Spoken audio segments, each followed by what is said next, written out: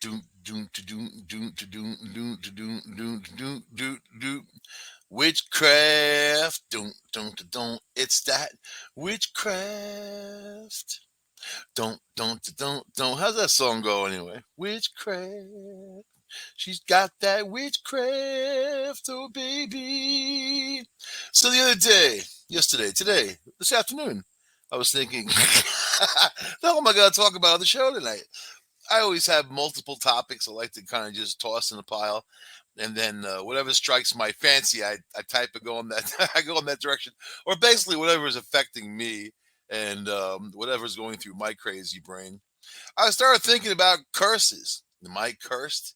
How many people said to themselves, "Am I cursed?" I mean, you know what? It's like everything in my life is turning to dog shit all at once, and you got again, you know what I mean? And it always happens at once. Everything always happens at once, and you gotta just sit back and it's like, am I cursed? Is something. Did I piss off some witch? Probably. When you break up with them, they don't like that stuff. But this curse goes back way before any kind of you know witch dating. This goes way back. Maybe my great grandfather spit on a witch or did something stupid, or he broke up with a witch, and that was probably more like it. Ugh. But anyway, the hell was I talking about? Curses. See, you're cursed. Curses. So in Harry Potter lore, I like referencing Harry Potter because it scares the hell out of the Christians whenever you start talking about Harry Potter. They don't like that witchcraft. They don't like it. They don't know about. They don't. They everything that Christians do is based in witchcraft. So, so they just don't know it. Anyways, same for the rest of them. You turn that water into wine. You think that you think that the amazing magic of Jesus walking on water, bringing people back to life? That's pretty amazing, man. Witchcraft.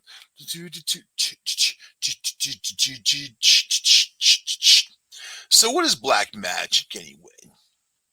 Black magic. It's a nasty term. I don't like attaching the word black and white to stuff. You know, I find it very dividing. So I tend to think that you can use magic for all kinds of purposes. You can use black magic to protect yourself, for instance, or loved ones and that type of thing. So when I hear the terms, I kind of use them loosely, and I'll use them for the purpose of using them for talking about it. I've known a lot of tacticianers and practitioners of energy moving around, and that's what you do. And like when I do my martial arts, it's like I'm moving energy around. I'm not just hitting heavy bags and flicking the swords around and doing all that. There's an energy and a core to the entire thing, and you're moving and drawing in and pulling and pushing that energy like it's toffee or something, and you're working it, or some nice kind of clay you want to work in and shape it into something, right? And that's what that is. So black magic, also known as witchcraft, part of witchcraft, right? Because witches will tell you that they use white magic all the time. So I was going to just call it magic, you know. So anyway, the usage of supernatural power for evil and selfish purposes, and to perform malicious practices to destroy someone physically or mentally or financially. Sounds like marriage. It can be done using the victim's hair, clothes, photo, or looking directly into the eyes. It is marriage. Practicing magic is not something new. It has been practiced since generations. And hence, we need to be very careful. So, you know what? That's true.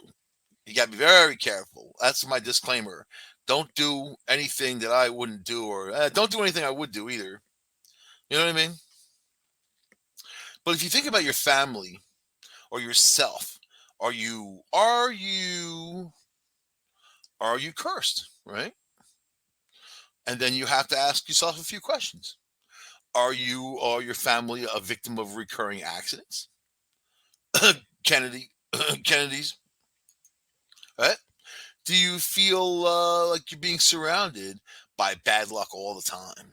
I know people that say that. If I didn't have bad luck, I wouldn't have any luck at all. Loser. That's loser talk. Are you feeling mentally and emotionally controlled all the time? Marriage.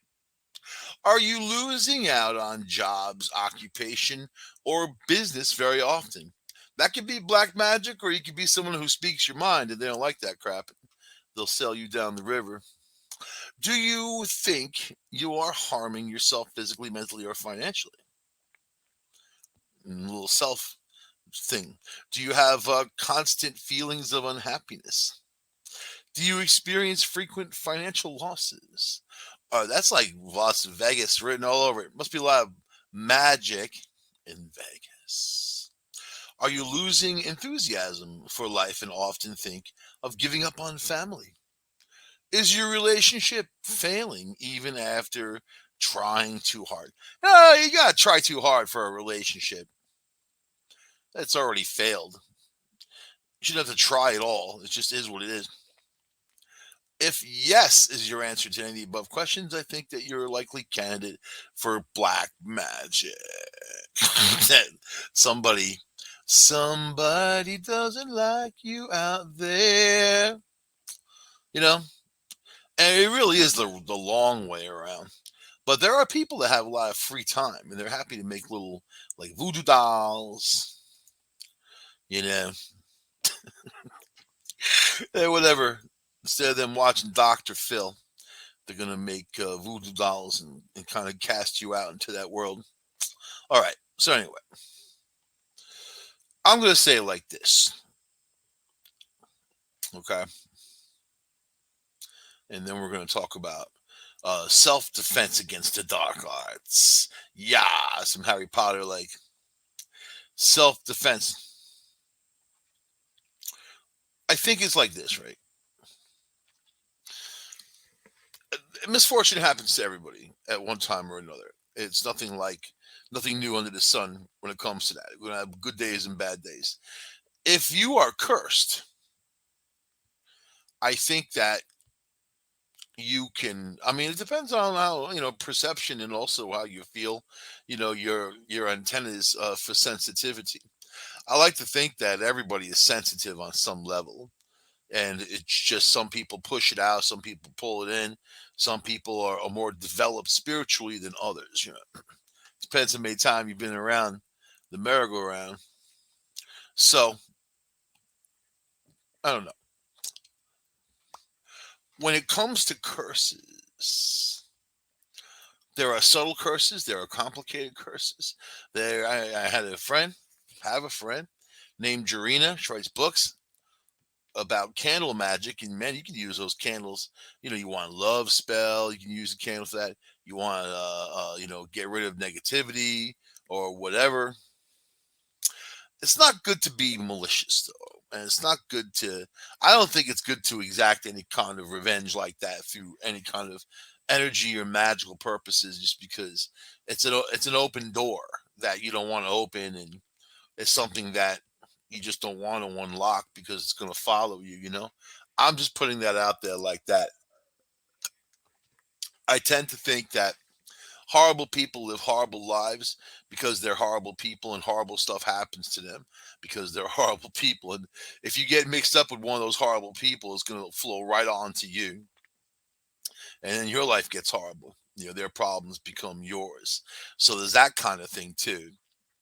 But so let's talk about, how about we talk about using.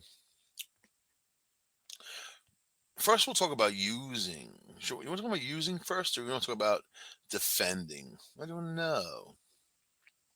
How about the types? And you can figure it out for yourself. So, If it's the day-to-day curse, you don't want the big cauldron and all that. The one thing I loved about witches, dating witches, they're into rituals that includes a lot of cool stuff, sexy stuff, cool stuff. I like it. You're not going to find that in other religions, man. They're very boring, mundane. All they do is take your money and tell you that you're a sinner. To take more of your money. Really? So modern witches don't have the time, tools, or energy to perform such long curses. You got to work. You got it's a 9 to 5 life. Got to commute, maybe. So, but people do like their rituals. But when it comes down to a quick curse, spitting, right? Back in the day, they spit right in your path. There'd be some mean old lady from your neighborhood, puh, puh, puh, puh, right on you, in your path or on your legs. Be like, dude, grandmother got out again, man. You gotta you gotta lock her in that back room. Give her the yarn. Give her the yarn. so, so spitting is a form of a curse, of course, very powerful form. It takes some effort to work up enough saliva to spit. Major League Baseball players do all the time. And what about the people with that chewing tobacco? That must be kind of a bit. So something while not taking up a terrible lot of your time, you can work a lot of intent into a little action. Obviously, spitting on someone would be the most direct form of cursing them, but that's quite an inflammatory move and actually illegal. Not something you'd ever want to do in the United States of America. Maybe you can get away with it in Mexico. Maybe you can get away with it in Brazil. Maybe even Italy, since they all love to spit so much, and parts of the U.S., of course. Again, there's always a place for something here. I like to think. I don't recommend spitting on people though, but in their path, that's a mind screw right there. I spit, puh, and then they're like, "Damn, this person hates me so much they're spitting right in my path," and then they're like, "Wow, that's heavy, man." You don't know how to react to something like that, and you just spit back. That's usually how it goes anyway. So, but you can spit in front or behind or on this thing, you know, whatever. Spit, spit, spit. Door handle, car door handle. Ugh. It's also unsanitary. And we go from spitting to the evil eye. The evil eye, also called the Malokia, being cross-eyed or eye biting. It's a very common spiritual affliction. Some version of this phenomenon is known in nearly every culture. So it's widespread and it even makes an appearance in the Bible. In essence, the evil eye is an unintentional curse. It's funny these days, though. A lot of young people and people in general who live their lives on the internet are having a hard time looking at other people in the eye. Hard to give someone the evil eye when they don't look at you in the eye. Our society is going into this weird world of electronics where people don't communicate only in electronic form. So in essence, the evil eye is a curse, but in the Bible it was an unintentional curse. Is anything really unintentional in the Bible? Well, why would you write it at that point? So this is a very important point. The evil eye is nearly always unintentional, they say. Because of this, the approach needed to remove it is very different from a curse. The evil eye happens when a person who has the ability feels a strong negative emotion, typical envy or jealousy, but is also occasionally angry. Oh man, I know people like that. You guys know people like that? This intense negative energy is projected into the person that they're feeling. Saying, yeah. You can mean told me unintentional, my ass, unintentional. Ha! I'll guarantee that most evil eye is 100% intentional. 99.9%, especially women in a room looking at you if you're in another room talking to somebody else and they see that you're talking to somebody else, but they don't like that. So they're going to look at you and give you the evil eye. And you know exactly what that means. And you also know the evil energy that precedes. So, yeah, I got evil eye from teachers, cops, all kinds of people, even dogs. The symptoms of this condition usually begin with a headache. If you get the evil eye, you'll get the headache, man, or COVID. Either or. Often a dull ache in the head can follow the encounter where the eye biting occurred. Uh, Give it about 10 minutes. Sufferers of this condition are also likely to experience fatigue, feeling mentally foggy, or suddenly becoming prone to clumsiness or dropping things or minor accidents. If you feel all that, you might have the evil eye, or you might want to get tested for COVID-19. Seriously.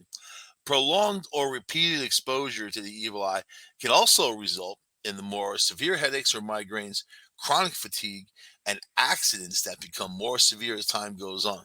Especially, see, if someone's messing you up and distracts you, and that's what you're thinking about, you're more likely to get in some kind of accident, to do something or chop a finger off while you're cutting up some carrots or something, because you're not focused. You're thinking about that person that gave you the evil eye.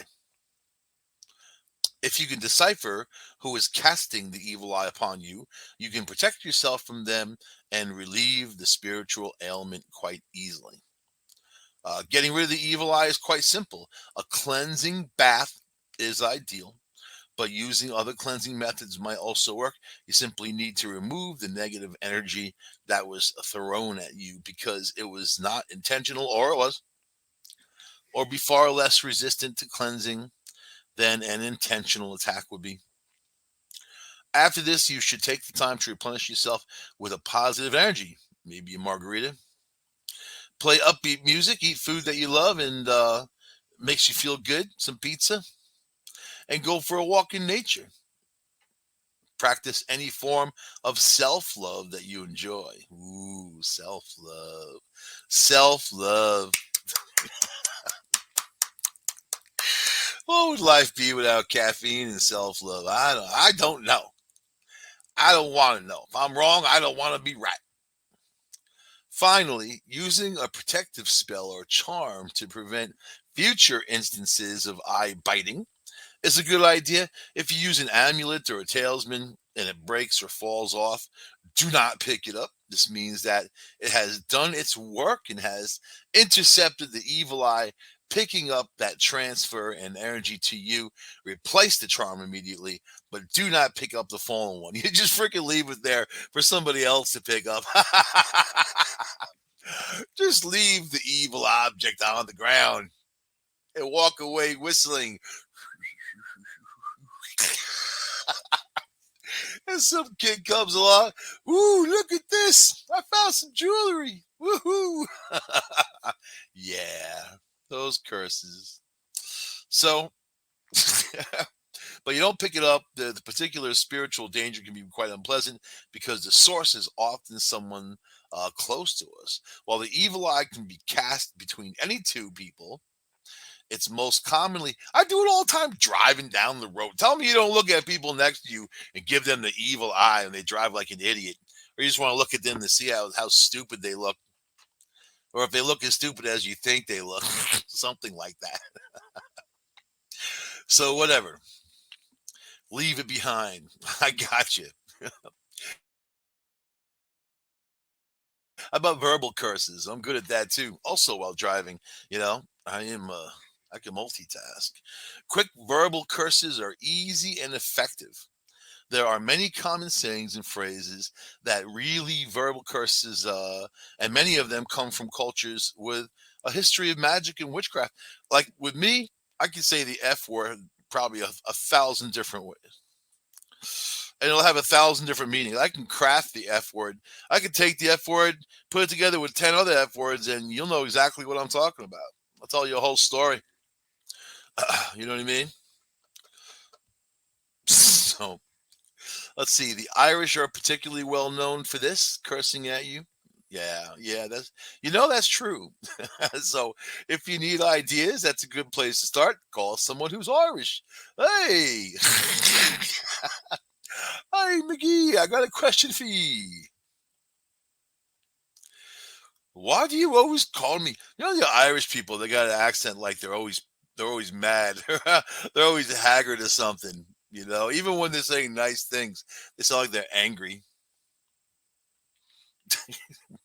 May you find the bees, but not the honey. That's a nice thing.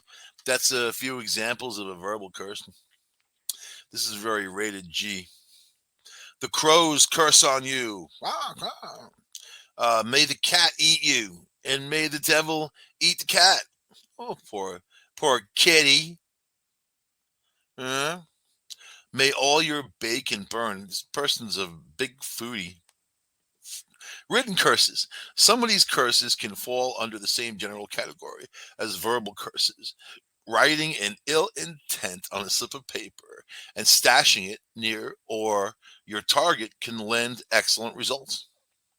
A dead fish, too, in the mailbox, I understand, is also a definite message. So there are other forms of curses that can be written, though small curse sigils doodled on sticky note, dirty car window, walls, walls. Those little notes left in blood written on the wall, and so on and so on work well. But if the signal is made for such instances, writing one or two vindictive words can be enough to curse effectively. Well, yeah, because you're giving someone the message, right? I've gotten those. Someone left a message on my car, and it was a guy. It had to be a guy. It was probably a guy, and he was like, you effed my girlfriend. I'm going to kill you." That's exactly what you want to find on your car when you walk out to it. I called the police. They came, made a report, and the cop was like, "Who'd you f?" I'm like, "I don't know. I don't know, man." It's just very hard to figure something like that out at that time in my youth. You know, so never did find out.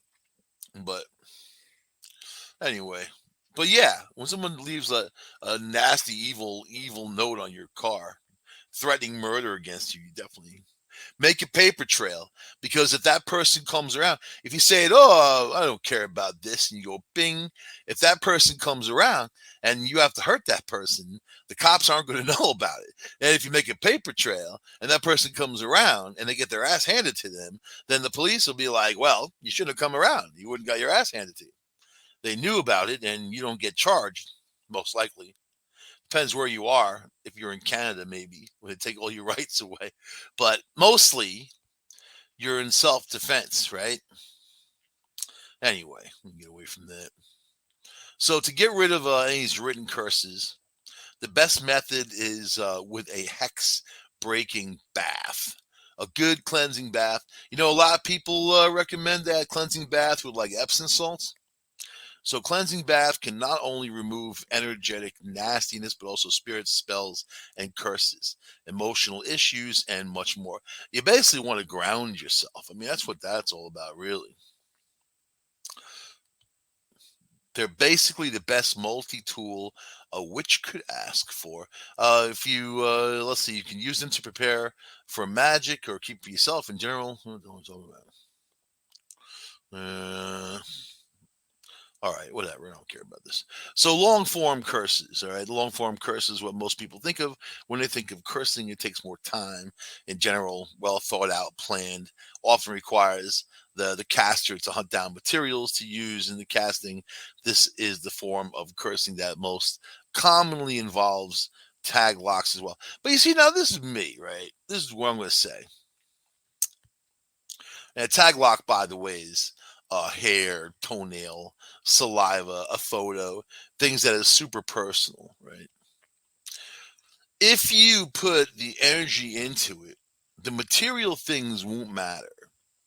You can put energy into material things, But if you're looking to affect someone or protect yourself, or just have someone leave you alone, that type of thing, that is it's an energy that doesn't exist in these plain old objects, right?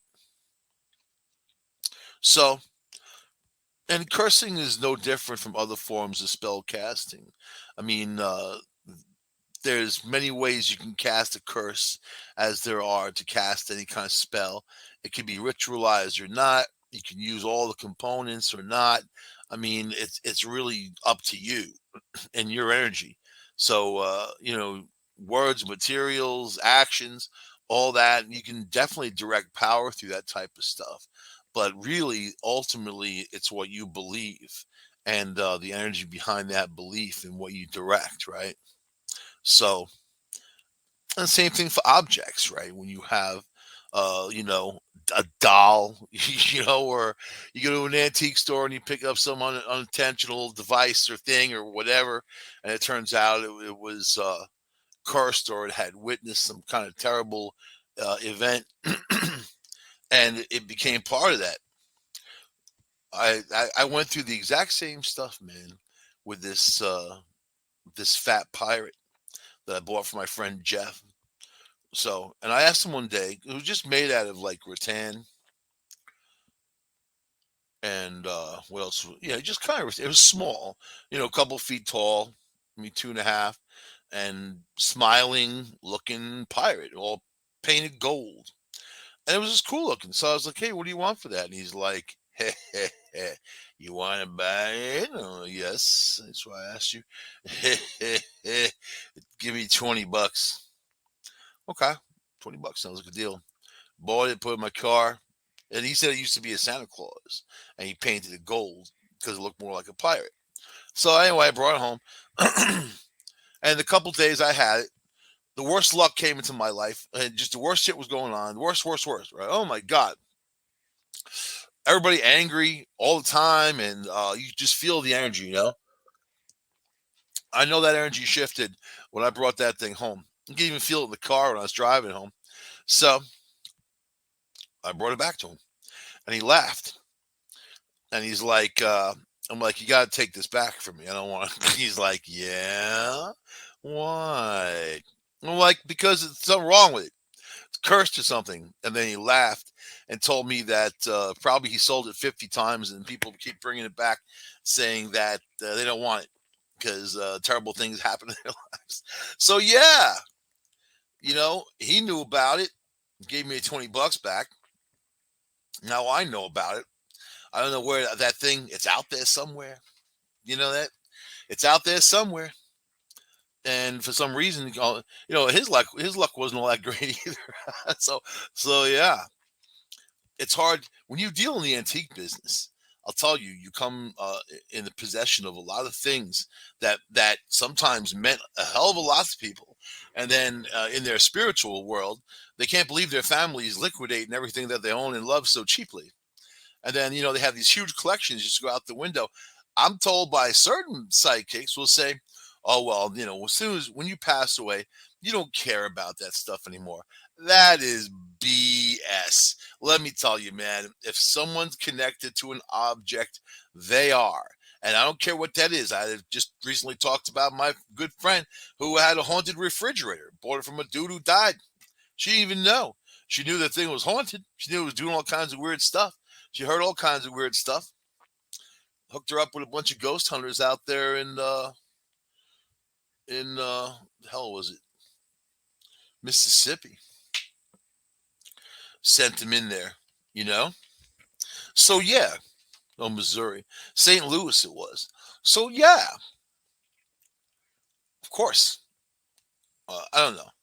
Nobody knows anything. That's what, including me. Nobody knows anything. It's only our experiences and what we can share about our experiences. I can't sit there and make all kinds of excuses or guess out of what people do or what they're all about. I really don't care. Who the hell has time to figure out other people, man? I got no time. Figure myself out. You know what I mean? I don't figure out other people. So anyway, watch out for antiques. That's the essence of that. My little rant just there. I just gave you the antique rant. Stuff happens. And I knew enough to get the thing out of the house. You know. All right, anyway. Let's talk about how much time do we have? All right. I think we got some. All right, real quick. Self-defense against the dark arts. And self-defense and protection, right? And we talked a little bit about it, but okay, let's see. We talked about all that, how you're under attack, and maybe you offended somebody or angered someone in some way, which happens. People are easily offended, especially these days. You know what I mean? The energy in this world has shifted. It's really it's chaos right now. It really chaos. In the streets, in the cities, in the neighborhoods, it's chaos, man. And now there's war going on now and whatever. And it's just going to be more chaos. And there's COVID still going on. That hasn't gone away, but they're turning a blind eye to that. So that's going to be more stuff. So if you can find a comfortable place in all this chaos, you're perfect. You're golden. You got nothing to worry about. You know, you can look at the weary world and cry for it, but that's pretty much it. You can't change it. You know, everybody's got to act together to do that, and that's not going to happen anytime soon. So let me see. Magical protection. If you feel genuinely that you've been the victim of a magical attack, the first thing that you want to do is protect yourself from further mischief. Once you've done that, you need to get started on removal the curse. I'm going to tell you there's the most simple method that I was shown a long time ago is that you surround yourself with white light. And I mean like a tornado, a twisty white light. And I imagine it going through me, out, inside, outside, through around all my cells and my body, everything, man. White light. And then I have it start going out and spreading out from that point and swirling around and then covering the entire area that I'm in, other people that I want to protect, the house that I'm in, white light. And it works every time. Feels like it anyway.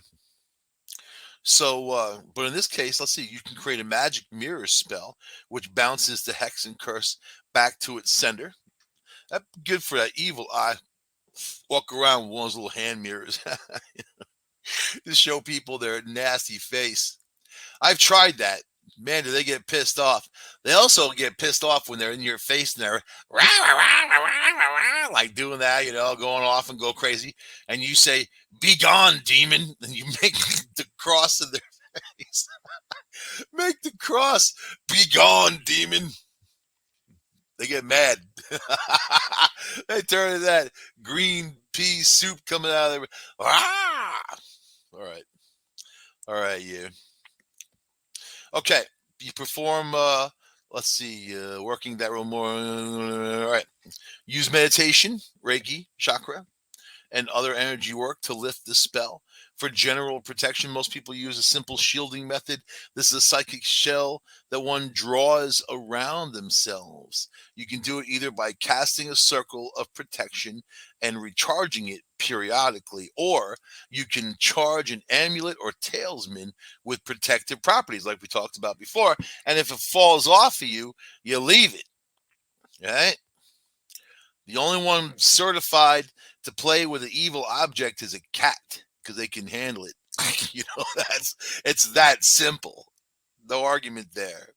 This will be an effective way of protecting you in the majority of magical attacks.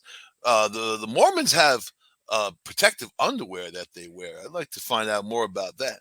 I'd like to find out if I can make a whole suit from it. They won't tell me when they knock on my door. In fact, they run past the house now. they don't visit me anymore, the Mormons, but I used to ask them, like, what's that underwear all about? What's your underwear all about, young man?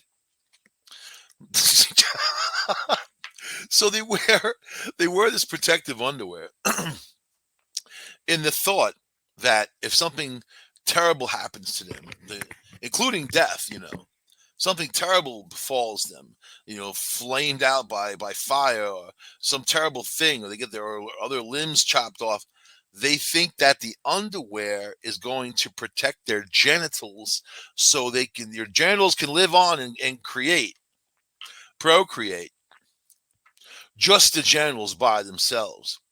And I've never seen that. It sounds interesting. I'm sure there's some kind of hentai version out there of that, man. I don't want to know. You know? All right. Magical herbs. Oh man, that's you speaking my language, man. Magical herbs. You gotta love herbs of all types, right? And herbs have so many vitamins, so many minerals, so many things. Just in a little tiny bit of herbs you put in your food, and you get so much out of it.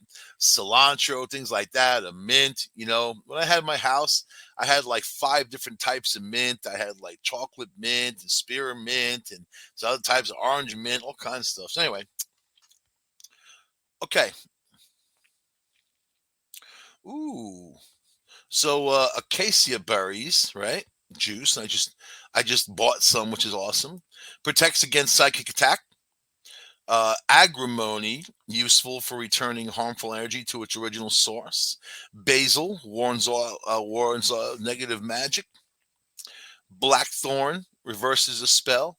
Cayenne pepper returns negative energy to its source. See, just one taco, you can send evil back to hell. You know what I mean? Do a Taco Tuesday. Do it twice as much, man. Bring a friend. How about coffee? Neutralizes harmful magic. I'm realizing that everything I eat is kind of anti-evil magic. Dragon's blood resin for protection. Believe it or not, I actually have it.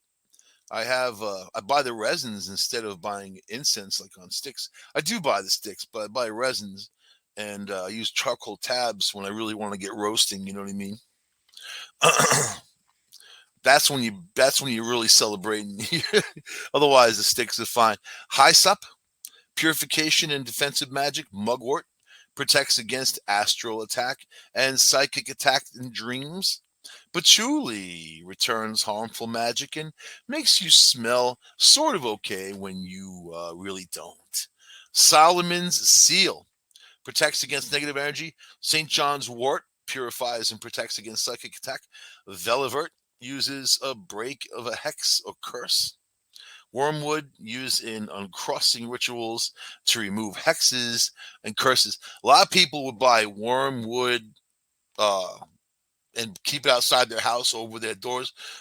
Put it with like a broom and have it over the door to keep out bad energy. Yarrow, the psychic protection, and the yucca prevents attack via sympathetic magic. And can't forget about tequila. Ward off the evil eye with some tequila. Tequila. So, magical crystals and gemstones. We got this Kathy Bilski on the United Public Radio Network. Even though she gets everybody kicked off YouTube all the time, she got like crystals the size of a car. And you think that would be robbing the earth of its beautiful treasures, and how humans can kind of just slink it out and just pull it out of there and have it for themselves. But they look nice anyway. Look nice anyway. So, but in the world of crystals, amber, right? Cheap stuff. You can buy it. I don't know. Amber, amethyst. Amber protects against psychic attack. Amethyst, same thing. Black onyx, same thing. Fire agate for protection of the aura. Hematite, used for protection against home property and fend off psychic attacks. I don't know. Quartz is good. Obsidian is good. Oh, yeah, rubies. Don't forget about diamonds. Diamonds open you up to an attack of what do they call that? Of engagement. Engagement, damn it. Dang it. All right, so I'm gonna stop messing around. Let's talk about The 13 famous curses that's going to give you chills. Chills from head to toe. So, and these are curses that are ongoing. These are things that people don't even want to mess with because they're cursed and they know they're cursed. Look at the Hope Diamond, right? And no one's debunked it. No one has said, okay, no, they're not cursed. I mean, the more they try to find out about this stuff, the more they realize it is cursed. The Curse of the Hope Diamond, very famous. 112 carat gorgeous beauty was found in India, where it was supposedly stolen from the head of an idol in the 1600s. Already the story tells you that it's cursed. You don't steal the gem off the head of any kind of idol and think that you're not going to get cursed. So the priests of the temple, where the idol was housed, cursed the stone. It was passed into the hands of King Louis the 16th of France, where it was worn by the Princess de Lamballe, her name, and Marie Antoinette, who were both later beheaded along with the Louis during the French Revolution, where everybody lost their heads. Many believe that whoever is in the possession of the Hope Diamond will meet a gruesome death. Even the jewelers who kept the diamond in their shop died mysterious deaths.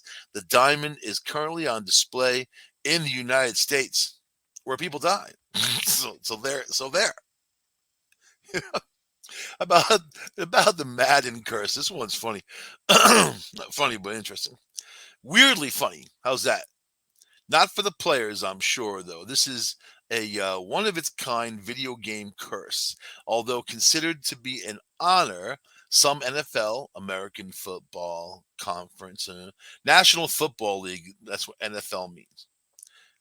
Then there's the NFC and the AFC. So, American Theory. I didn't know that, did you? Because paranormal people don't know about sports. What the hell's wrong with you? So, American football players resent being on the cover of their famous franchise video game Madden. Apparently, many athletes who have appeared on the cover of the Madden NFL game either have a horrible season afterwards or end up on the injured list and completely fade into obscurity.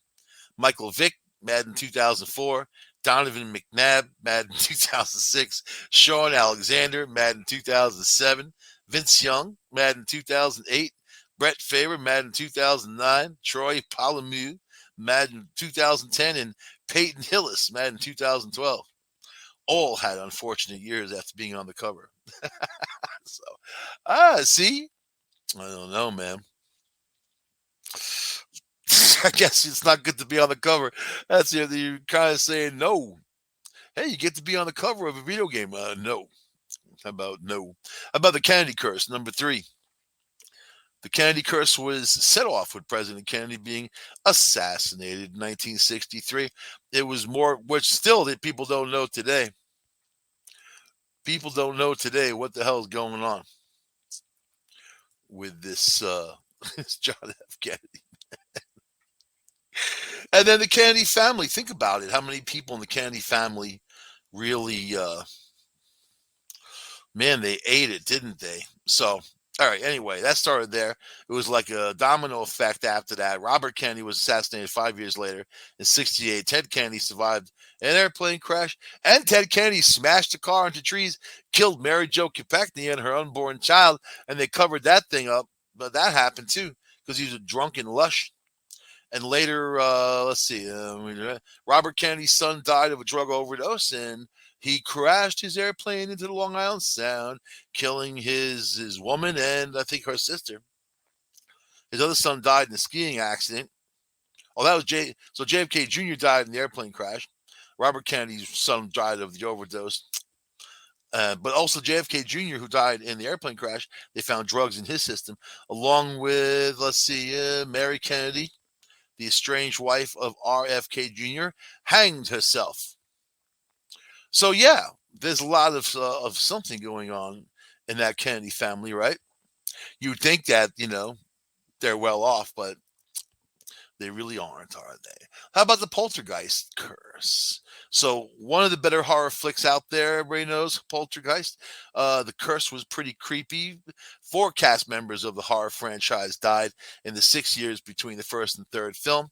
Real cadavers were used as props in various scenes, and that's where the curse is attributed to. So, in case you were wondering how legit the film was, remember while filming, they were actually really scared. So, yeah, you take cadavers and you put them in a movie, you're gonna get some, man. I mean, that's really your testing fate, especially with all the magic and all the incantations, all the objects they were using, man. They were really putting that together. You think that if you don't call it, they're not gonna come? Don't be surprised when they do. How about the Superman curse? One of the most famous curses of the lot.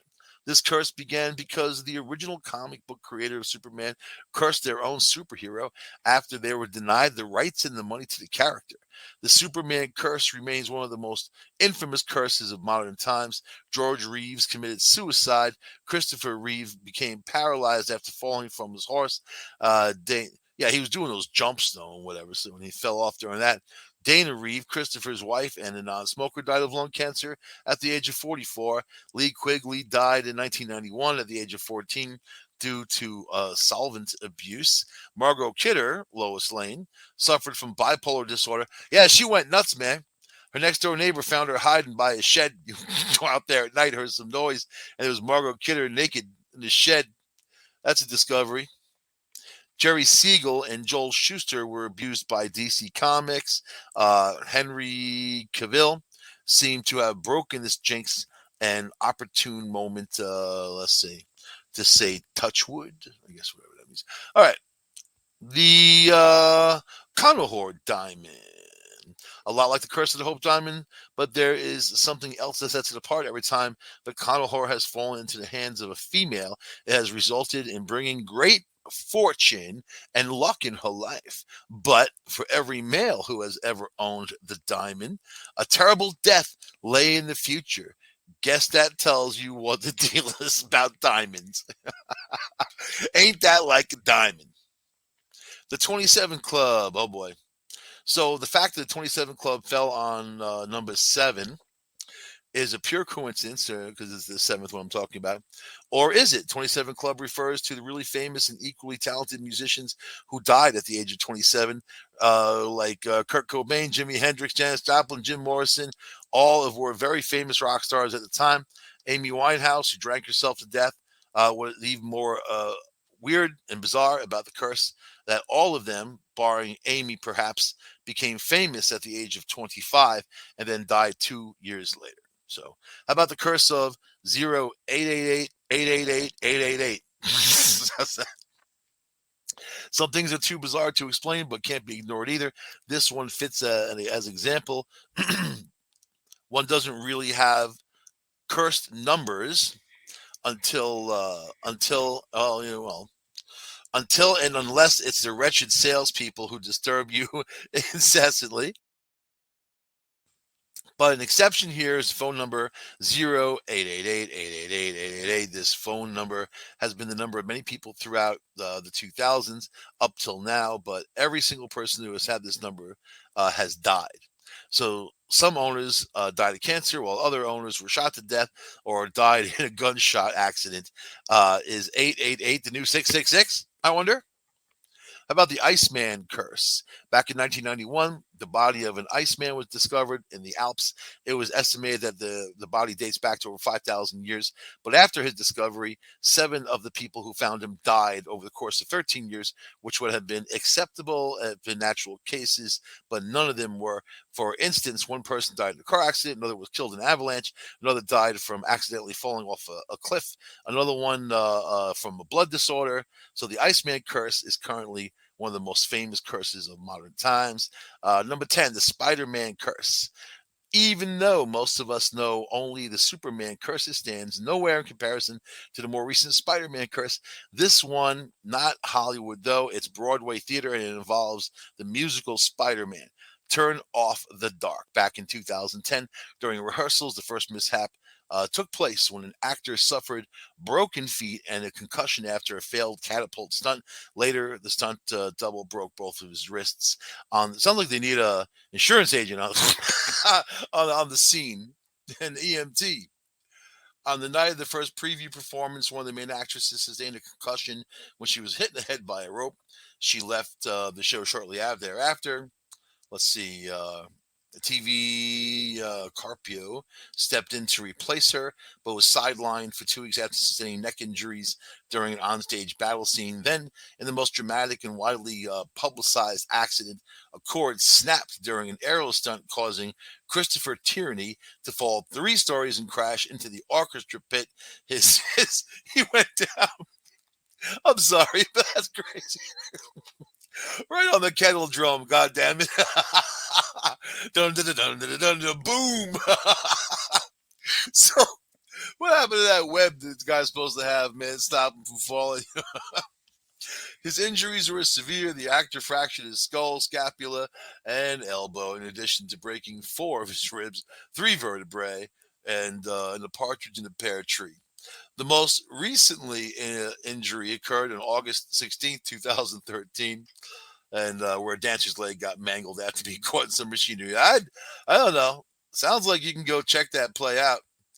Here about number 11, the crying boy painting. I gotta end the show though. This one about a crying boy. And number 12 was the curse of the dead man's chair, and number 13, the curse of Frank Sinatra. Do I have time for that? Probably not. What we got? Nope. Anyway, I got to end the show. I'll see you guys next week on Discovery Paranormal. Maybe I'll tell you what the hell happened in the curse of Frank Sinatra. Goodbye.